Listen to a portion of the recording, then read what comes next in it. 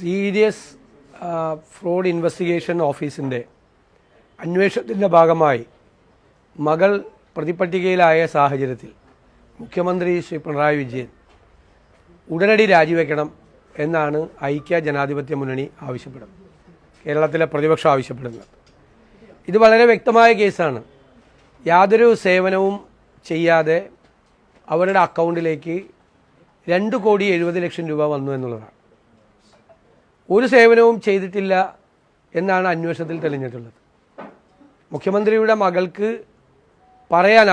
അവർക്ക് പറയാനുള്ള അവസരം കൂടി നൽകിയതിന് ശേഷമാണ് SFIO ഇങ്ങനെ പ്രതിപട്ടികയിൽ മുഖ്യമന്ത്രിയുടെ മകളെ പെടുത്തിയിരിക്കുന്നത്. ഈ സാഹചര്യത്തിൽ ഒരു നിമിഷം പോലും അധികാരത്തിൽ തുടരുന്നതിനൊരു ധാർമ്മികമായ പിൻബലമില്ല. അത് ചെയ്യാനും പാടില്ല. ഇതിനു മുൻപ് ഇത്തരം അവസരങ്ങളെല്ലാം ഉണ്ടായ സമയത്ത് വളരെ ഉത്തരവാദിത്തപ്പെട്ട ആളുകളെല്ലാം ഈ സ്ഥാനങ്ങളിൽ നിന്നെല്ലാം രാജിവെച്ച ചരിത്രമാണ് നമ്മുടെ സംസ്ഥാനത്തിനും രാജ്യത്തെ വിവിധ ഭാഗങ്ങൾക്കുള്ളത്. അതനുസരിച്ച് രാജിവെച്ച് പുറത്തു പോയാണ് ഏറ്റവും ഉത്തമമായ മാർഗം. രാജിവെക്കാതെ അധികാരത്തിൽ തൂങ്ങിപ്പിടിച്ച് കിടക്കാൻ വീണ്ടും ശ്രമിച്ചാൽ കൂടുതൽ വഷളാകുകയായിരിക്കും മുഖ്യമന്ത്രി ഇനിയുള്ള ദിവസങ്ങളിൽ ഉണ്ടാവുക. ജനങ്ങളും ആഗ്രഹിക്കുന്നത് അതുതന്നെയാണ്. ഒരു തെറ്റായ കാര്യമാണ് നടന്നിരിക്കുന്നത്. ഒരിക്കലും അത് ചെയ്യാൻ പാടില്ലാത്തതാണ്. മുഖ്യമന്ത്രിക്ക് അതിൻ്റെ പൂർണ്ണമായ ധാർമ്മികമായ ഉത്തരവാദിത്വം അദ്ദേഹത്തിനുണ്ട്. അദ്ദേഹം അത് ഏറ്റെടുക്കണം എന്നാണ് ഞങ്ങൾ ആവശ്യപ്പെടുന്നത്. അദ്ദേഹം രാജിവെക്കണം, ഉടൻ രാജിവെക്കണം. ഈ വിഷയം അങ്ങനെയല്ലല്ലോ. ഈ വിഷയം ഇൻകം ടാക്സ് ട്രൈബ്യൂണലിൻ്റെ അതിൻ്റെ അപ്പലേറ്റ് ബോർഡിൽ വന്നിരിക്കുന്ന ഒരു ഫൈൻഡിംഗ് ആണ്. ഇതതുപോലെ ഒരു രാഷ്ട്രീയ കേസല്ല, ഒരു പൊളിറ്റിക്കൽ കേസായിട്ട് തുടങ്ങിയ കേസല്ല.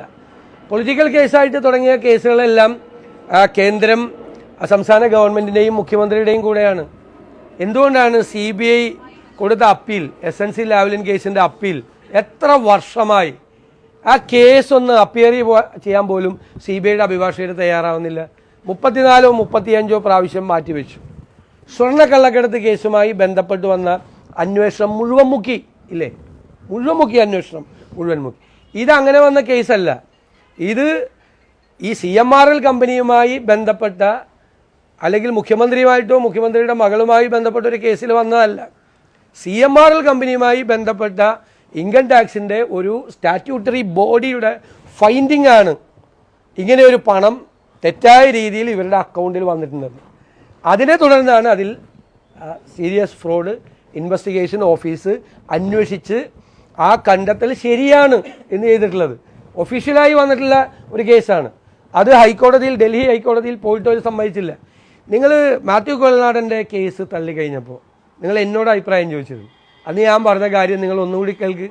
കാരണം ഇതിൻ്റെ അകത്ത് വിജിലൻസ് കേസ് നിലനിൽക്കണമെങ്കിൽ പ്രിവെൻഷൻ ഓഫ് കറപ്ഷൻ ആക്ട് വേണം, അതിൻ്റെ പ്രൊവിഷൻസ് വേണം. ഇത് മണി ലോണ്ടറിങ് ആക്റ്റാണ്, പ്രിവെൻഷൻ ഓഫ് മണി ലോണ്ടറിങ് ആക്റ്റാണ്. അപ്പോൾ വിജിലൻസ് കേസ് നിലനിൽക്കുമോ പ്രിവെൻഷൻ ഓഫ് കറപ്ഷൻ ആക്റ്റാണോ നിലനിൽക്കുന്നത്, ഈ പ്രിവെൻഷൻ ഓഫ് മണി ലോണ്ടറിങ് ആക്റ്റാണോ നിലനിൽക്കുന്നത് എന്നുള്ളതൊരു പ്രധാനപ്പെട്ട ലീഗൽ ക്വസ്റ്റ്യനാണ്. അപ്പോൾ ഹൈക്കോടതി പറഞ്ഞത് ഈ പ്രിവെൻഷൻ ഓഫ് കറപ്ഷൻ ആക്ട് അനുസരിച്ചിട്ടാണെങ്കിൽ എന്തെങ്കിലും ഒരു ഫേവർ ചെയ്തു കൊടുത്തിട്ടാണ് ഈ പൈസ കൊടുത്തതെന്ന് തെളിയിക്കാനുള്ള ആവശ്യമായ തെളിവുകൾ ഹാജരാക്കാൻ കഴിയാത്തതുകൊണ്ടാണ്. അത് നിൽക്കില്ല എന്നാണ് പറഞ്ഞത്. അന്ന് ഞാൻ പറഞ്ഞല്ലോ.